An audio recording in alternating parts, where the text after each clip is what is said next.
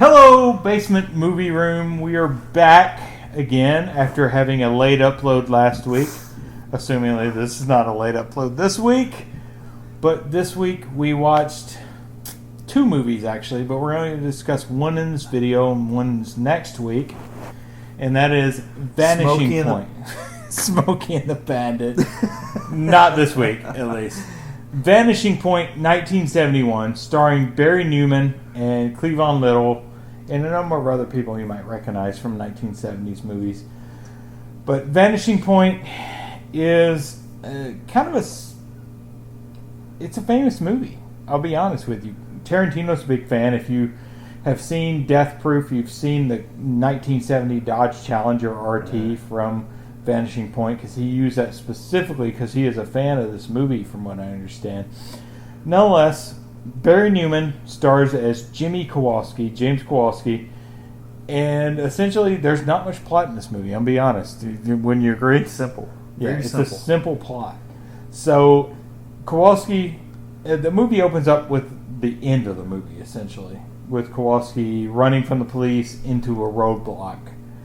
But we flash back a few days, 2 days before, I think, and he's bringing a car into a car transport area. I don't know. It's kind of weird. And he's in Denver, Colorado. And he picks up a Dodge Challenger, 70 Dodge Challenger RT, which is one of my favorite. It's probably my favorite car of all time. 69, 70 Challengers, just chef's kiss Golden of years. a car. Just golden years of cars. Golden era of cars, for sure. So he brings it in, takes the 70 Challenger, and he goes to pick up from his drug dealer some speed. And he makes a deal with the drug dealer. He can have it there by 3 p.m. Weird they use speed. Yeah, it's speed. Yeah. I'm assuming it's some kind of methamphetamine. Yeah. So he says he bets with his drug dealer he can make it by 3 p.m. on the next day, I think. It may have been the day after next, but to San Francisco from Denver. So he takes off, and as soon as it kind of starts his ride, you see him get tailed by a couple of motorcycle police officers. He runs those police officers off the road and continues on his ride, but this starts kind of like a manhunt for Kowalski. And then you get Cleavon Little, who is a radio host at KOW, which they end up making KOWALSKY, Kowalski Station, reporting on Kowalski's exploits and supporting Kowalski in his ride to freedom. You don't get much more backstory for Kowalski. You get a couple of things showing he was a motorcycle racer and a car racer, and that he had a girlfriend who died drowning. So we do get some backstory, but mostly there's not much backstory in this. This is pretty much a car porn movie, because if you love Dodge Challengers, which I do, it's beauty to watch this Dodge Challenger race. And you got a lot of 70s police cars racing with it and chasing it. Which are also very nice cars. Yeah, I mean they're in their own respect. Yeah, they're sedans, but they're very good cars, very well maintained cars, good engines. Yeah. And I think you said this is a bunch of stuntmen just basically getting starring roles in this movie for the police. Throwing a couple of lines for the guys, let them drive. Yeah, because the dialogue in this movie, this may be one of the shortest scripts in Hollywood history, I'd be honest. Because there's maybe 40 to 50 lines of dialogue in this movie. Kowalski maybe has 7 or 8 actual lines in this movie, but he's the main focus because he's driving the Challenger, and he's the main character in the movie. So you see him driving this Challenger. He's trying to get from Denver to San Francisco, and you see him challenging all these different police officers. There are no particular police officers. There's a couple, I guess, that come in that are kind of become your regular antagonist. Not really, though, because he defeats them pretty quickly and just continues on. And there's a roadblock. The first of the movie starts out with a roadblock with 2 bulldozers that line up on the street. And Kowalski, you start to learn through the movie that maybe he doesn't have anything to live for because his girlfriend drowned. He's taking all his speed. He's reckless. And he just decides he's going to go for this. So ultimately, you kind of get the feeling that this movie's not going to end well. And it doesn't. Spoiler alert, it does not end well for Kowalski. He essentially kills himself. And unlike the 97 version, there's not any indication that maybe he lived through this. No, he absolutely is dead at the end of this movie. But the car chases, everything else in the movie is so well done that the ending doesn't matter. That's not the point of the movie. It's those car chases. It's the beauty of this beautiful Dodge Hemi Challenger, 70 Challenger, playing what it does best. And Barry Newman is fantastic in the role, even though he has very little dialogue in the role. He's just his subtle, he emotes subtle reactions to certain situations where he emotes. He emotes so well. And then you have this cast of characters. Additionally, Cleavon Little, which we lost Cleavon way too early in his career. Blazing Saddles being his magnum opus. But Cleavon Little's fantastic in the movie as the DJ, the Soul Brother or something like Soul Man, Soul Brother, Soul Man or something like that. And then you have James from Good Times as well as his technician as well for a little bit of the movie until people invade the radio station because they're not supportive of him supporting Kowalski.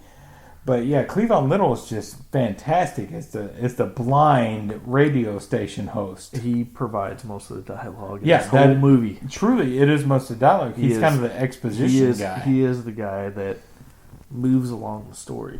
Yeah, he certainly He's the narrator. Yeah, he is the narrator. Yeah, that's right. Yeah, you're right on that. Yeah. He's absolutely the narrator, and he. It's a very creative way to narrate. Yeah, you get a whole scene, and obviously Cleavon Little's character doesn't have everything that happens. So you get these scenes of Kowalski meeting with a biker and his girlfriend, I guess, who rides around a motorcycle naked, who's kind of like a free spirit, and it's like, what do you want from me, Kowalski? And both of them are just both of them are very supportive of Kowalski. And then you also run into an older gentleman who, I had mentioned Treasure Sierra Madre during this because that guy reminded me of Walter Houston from Sierra Madre, because that guy was capturing rattlesnakes for a religious organization where he would provide them and they would provide him coffee and other things.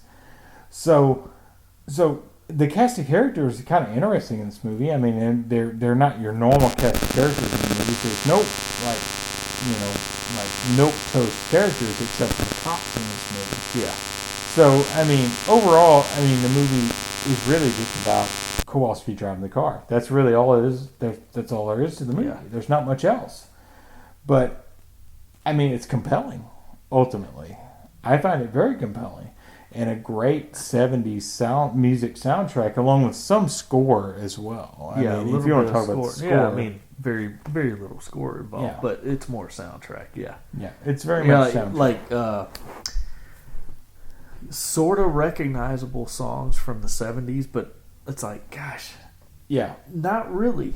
Yeah, the most recognizable song is Mountains. Yeah. Mountains song. Mississippi Queen. Mississippi Queen, absolutely. Great song. Other than that, I think you kind of hear, you've kind of heard those 70 songs at some point in time, but they're not very popular.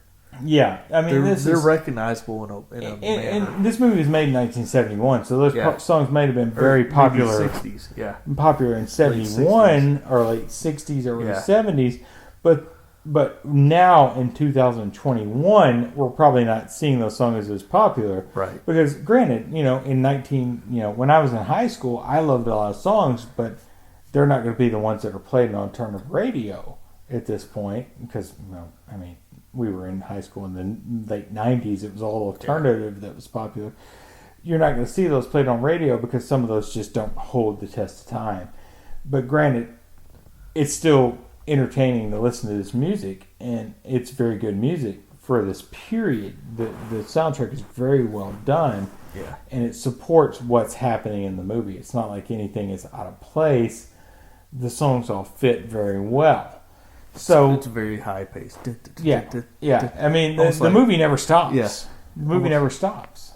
Yeah, it's like race. There's only a couple times where Kowalski is stopped, and that's because he either has a flat tire or needs some help on his journey to get where he wants to be. And that's why he stops. But that's only like 2 times in the movie. Yeah.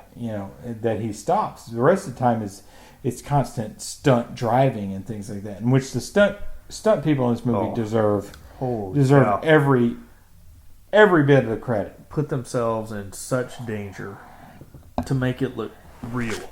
Yeah. I mean, the stunts in this movie look realistic. Yeah, they're fantastic. Somebody could have died. Yeah, doing these stunts. It's possible Easily. Somebody did. Yeah, I mean, it's not out of the question. So, the driving was great. The only problem I have is some of the pacing was a little off. It can get a little slow. Like, okay, so the long drive through the desert kind of summed it up for me in a couple spots, because I felt like this movie was a little too long in spots. It could have been condensed down. Like, it kind of drug on. There's no doubt. Yeah. That's true. Yeah, that's true. That was probably my biggest beef with this movie. But nonetheless, it was a good time. This movie's a classic. Yeah. Tarantino Such a good time. Loves this movie, from what I understand. Like I said earlier, he put this particular car in death proof. Right. I think I said that earlier, at least. Yeah. Because he enjoys this movie, and Kowalski, I believe, is the name of somebody in Death Proof as well. Kowalski. So, not Jimmy Kowalski, but I think Zoe Bell's character's name is Kowalski, if I'm not mistaken. Maybe I'm wrong. I could be wrong. Yeah, because one of the ladies are driving.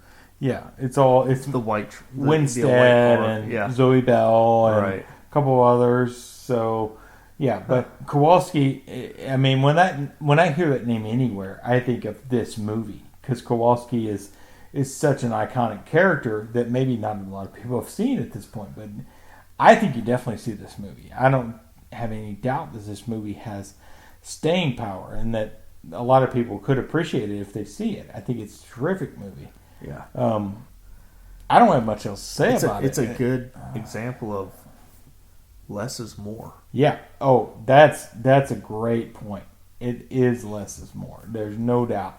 Because dialogue in this movie, this script could have been 20 pages long, maybe. Yeah.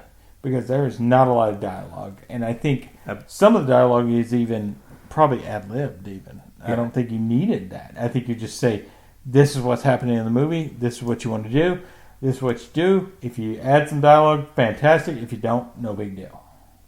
And I made the comment during the movie, like, this is kind of nice to be able to just sit and talk to you about certain things. Yeah, we were just talking. We still understand everything that's going on in this movie. Yeah.